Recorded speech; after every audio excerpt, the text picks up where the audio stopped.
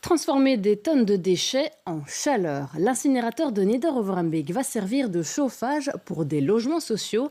Actuellement, le Palais Royal, les Serres de la Queue ou encore le centre commercial Docks bénéficient déjà de ce système. Mais la ville de Bruxelles veut étendre cette technologie. Un labyrinthe de gros tuyaux installés sous terre dans le haut de l'avenue des Croix-de-Feu.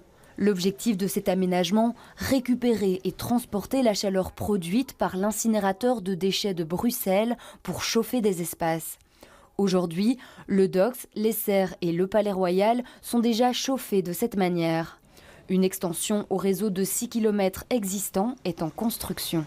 On va rajouter à peu près 3,7 km de réseaux supplémentaires pour pouvoir alimenter des écoles, des logements, de 500 logements à peu près. On épargne 1600 tonnes CO2 sur les premiers tronçons qui sont le Docks et le domaine royal.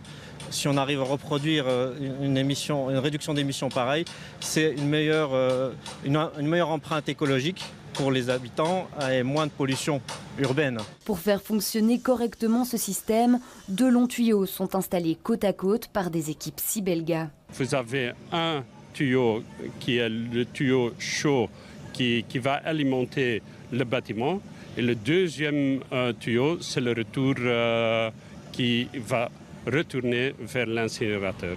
Ce sont des tuyaux en acier qui sont isolés pour ne pas perdre le thermique. Ces tuyaux doivent pouvoir supporter près de 100 degrés. Chaque année, 450 000 tonnes de déchets sont traitées à l'incinérateur.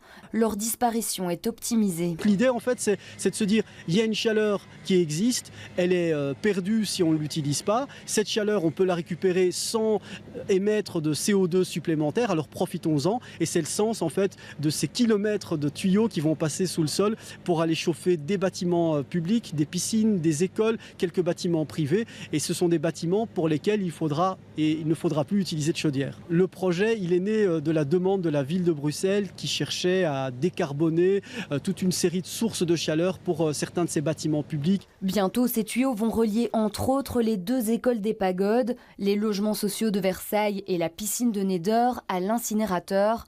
L'activation de l'extension du réseau est prévue entre 2027 et 2030.